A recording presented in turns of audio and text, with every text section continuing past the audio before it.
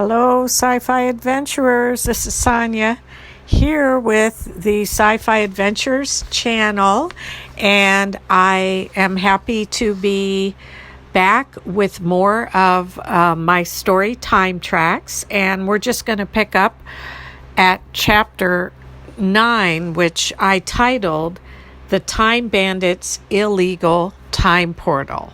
So I'm going to go ahead and get right into the chapter. Spencer looked at TC in wide-eyed surprise. Wow, I can't believe I'm actually starting to understand all this stuff, and I don't mind at all catching Daniel and Sophia up on everything as much as I can, if it helps. TC nodded appreciatively. Thank you kindly, Spencer. That would be mighty helpful. Time is of the essence if we are going to get to the Time Bandit's illegal time portal before it closes. And the portal is surely nearby, or we would not be feeling all these high winds right now. I just need a little more time to pinpoint the precise location of the portal. Spencer's features brightened with an idea. Hey, TC, while you're locating the portal, what if Sophia, Daniel, and I go on ahead to the passenger car? TC paused in his study of the view screen. That's a great idea, Spencer, and be sure to check behind the curtain like we talked about earlier. And when you hear old Destiny's whistle blow, you will know it is time for departure. Nodding enthusiastically, Spencer waved for Sophia and Daniel to follow after him as he headed for the entrance of the cab. Will do, TC. Without hesitation, Spencer started climbing down the ladder. Daniel was next, but he lingered a moment to reassure Sophia. Don't worry, Spencer and I will be sure to hold the ladder for you. Sophia nodded anxiously as Daniel followed after Spencer. Finally, it was her turn. She braced herself against the high winds and gritted her teeth as she stepped out onto the ladder. The fierce wind stung her cheeks immediately, and she gasped out loud. The winds were even more fierce now than when they had first boarded the train. Concentrating with all her might, she gripped the sides of the ladder tightly with just one more step to go. Daniel and Spencer reached out in unison and steadied her. As soon as her feet were safely on the ground, Spencer waved them urgently on ahead into the fierce wind until he broke rank and stopped abruptly. Here it is, the entrance to the passenger car. Thankfully, Spencer was able to open the heavy door without too much of a struggle, and he went in first. Sophia and Daniel tumbled in after him, all wind-blown and breathless, as they watched Spencer immediately head to the far back edge of the passenger car, where he proceeded to pull back a white curtain. When the curtain had been drawn fully, Spencer smiled proudly as he pointed to what had been behind it. There it is, right where TC said it would be. Sophia was more than curious as she came over to see what Spencer was talking about. When she got closer, what she saw was so pleasantly unexpected that she smiled and laughed out loud.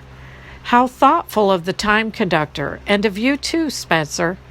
There was a table set for 3 with floral-patterned fine china plates and cups, and 3 cloth napkins that had been folded into decorative fans. Impulsively, Sophia picked up one of the napkins and pressed it to her cheek. When she did so, she was delighted to discover that it had a lovely scent of lavender. There was a kitchenette area adjacent to the table with a few built-in shelves and a refrigerator. Vigorously swinging open the refrigerator door, Spencer brought out 2 large containers and handed them to Daniel, who looked a bit startled to receive them. Daniel seemed to recover quickly, however, and he set them down on the table. Once all the food had been brought out, they sat down together to eat. The main dish was cold pasta, salad, and a loaf of bread. There was also apple cider to drink and chocolate cake for dessert. Sophia had a sudden flashback to the bread and water rations in the Time Bandit cell, and as she gazed at all the food now on the table before her, she was filled with gratitude. Please, I would like to say a quick prayer of thanks before we eat. Daniel stared at her wide-eyed. Since when do you pray? Sophia picked up her napkin and held on to it tightly before answering. I don't actually know. I did notice that when I woke up in that horrible cell, the first thing I wanted to do was pray, and so I did pray. And you know what happened after that? You showed up and rescued me. Daniel continued to stare at Sophia with an incredulous look on his face. You don't really believe our escape had anything to do with your praying, do you? Sophia's heart sank at Daniel's reaction, and a heavy silence fell upon all three of them until Spencer bravely spoke up. What is wrong with Sophia giving thanks? Daniel's eyes sparked a deeper blue in an angry warning, but Spencer continued on anyway. Can't you see that you're making Sophia uncomfortable? Daniel was now openly glaring at Spencer as he shot up out of his seat and began backing away from the table. Why don't you mind your own business, Spencer? I'm not the bad guy here. Sophia's throat had gone so dry that all she could manage was a whisper, and yet her voice seemed to still resonate loudly. No one thinks you're the bad guy, Daniel. We are all in this together, and we need to face it together. For a few terrible moments, Daniel did not move until finally he came back to the table and he slowly backed down into his seat. I'm sorry, Sophia, you're right again. We do need to face this together. Daniel then looked pointedly at Spencer. I owe you an apology, too. There is nothing wrong with Sophia giving thanks. It's just different, like so many things now, and I just have to get used to it. Spencer nodded. I get it. I really do. My life has changed, too. And at first, I had a lot of trouble believing any of what TC was telling me about the Time Bandit and our timeline, but I sure do believe it now.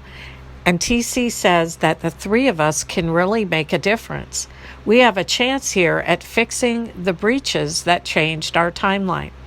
That is, if TC can locate where they are, and I believe he can. Try as she might, Sophia could not remember even the smallest detail of what Spencer was talking about. But even though she could not yet remember, she did believe that he was speaking the truth. I believe he can too. Someone has got to stop this Time Bandit from doing this to anyone else ever again. I just wish my memory would hurry up and come back. I keep feeling like a part of me is missing without it, and I don't at all appreciate the Time Bandit taking it from me. Daniel and Spencer both nodded vigorously in agreement, and Sophia was cheered to see that in spite of their differences and in spite of the challenges they were facing, a bond really did seem to be forming between the three of them after all.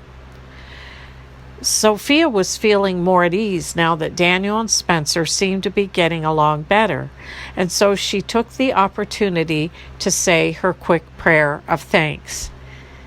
She had not realized then how very hungry she was until she started to eat, and for a while no one spoke much as they concentrated on the food. However, it wasn't long before they found themselves engaged in lively conversation about the Time Bandit's curiously timed opening of his time portal. Daniel suggested, just as they were starting in on the cake, that the Time Bandit could be setting them up for some kind of showdown at the time portal. Sophia shuddered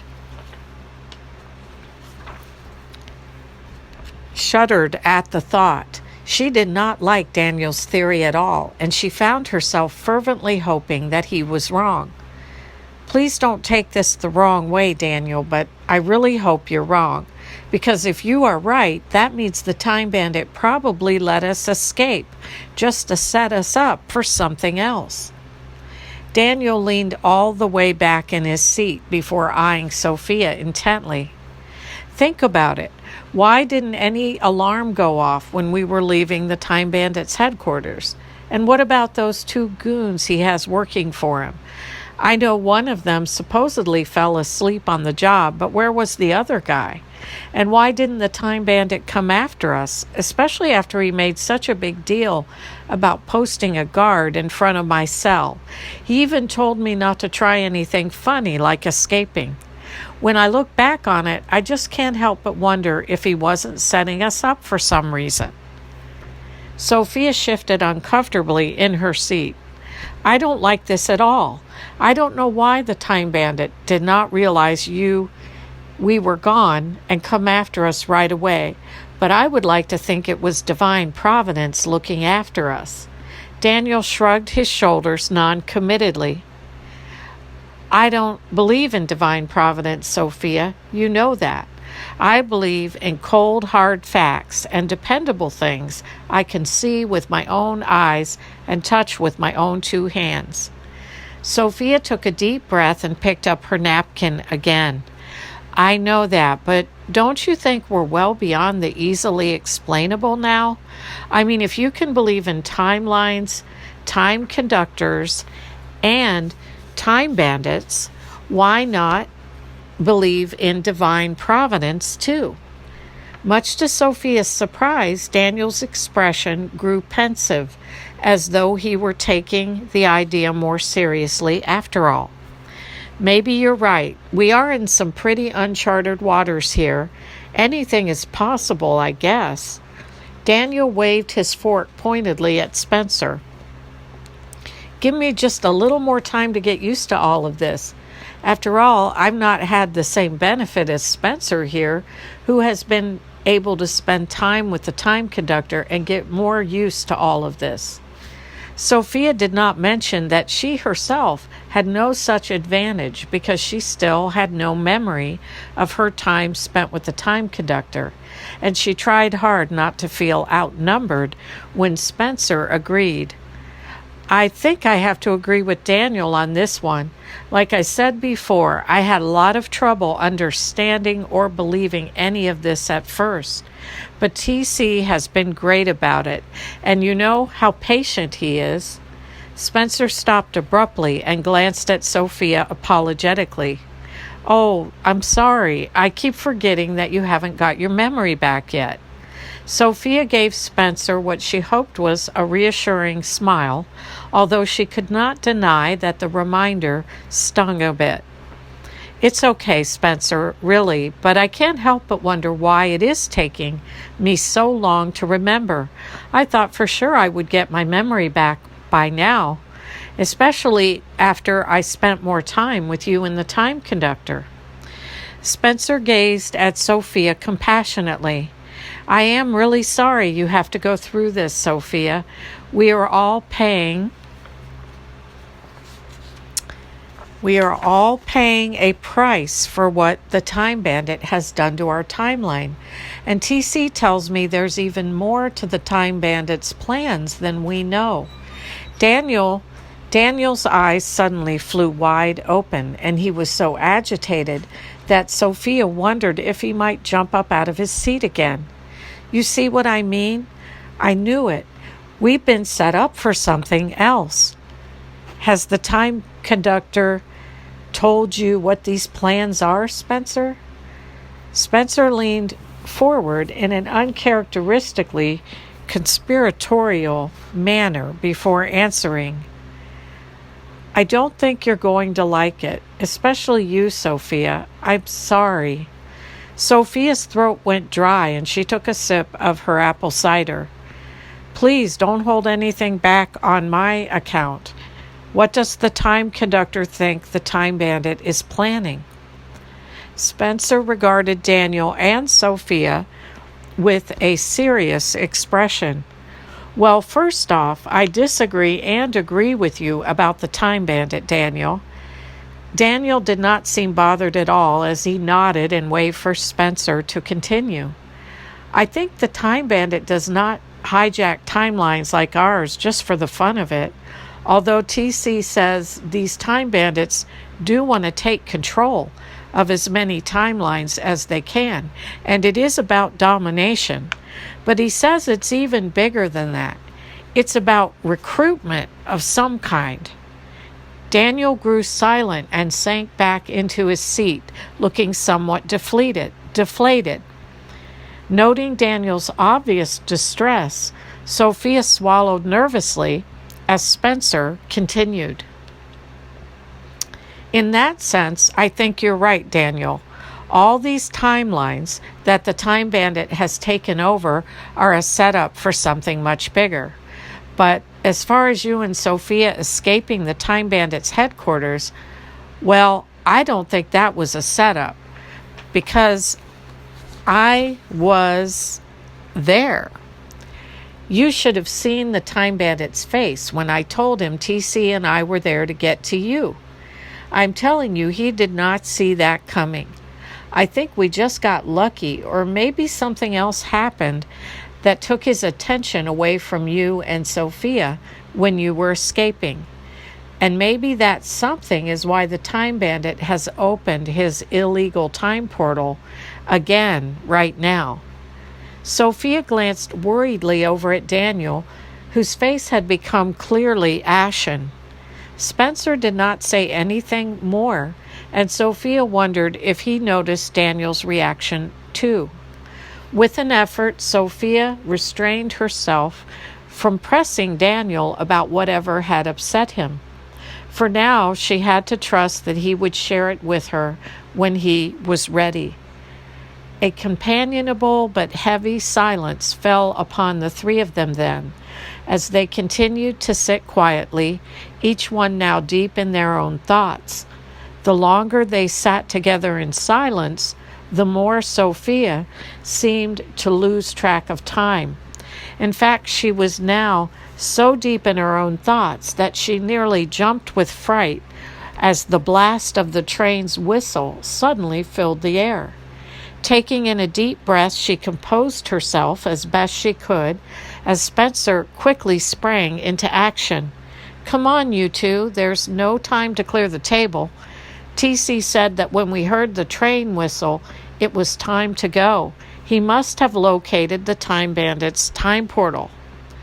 Sophia's initial fright was quickly replaced by a growing sense of excitement and anticipation. She was nearly on Spencer's heels as she followed after him to the front of the passenger car. Spencer took a seat right away, but Sophia pulled back to wait for Daniel, who was moving at a much slower pace than either herself or Spencer. Finally, Daniel caught up to her, and they took two seats next to each other and close to Spencer's seat. Although Sophia was worried about Daniel, she could not help but be excited about getting to ride on the train. As she surveyed the interior of the passenger car more closely, she admired its sheer elegance. A large canvas awning stretched out directly above them, and she was pleased and comforted to find the passenger car spacious and well lit. The train's whistle was still blowing as Sophia settled in for the ride and sank back more comfortably into her seat. She glanced over at Daniel and could see the tension in his jawline, and as he stared silently ahead, she felt a pang of guilt at how much she was enjoying the train when Daniel was so clearly unhappy now about something. And that is the conclusion or the end of chapter 9. So I want to thank you for joining me.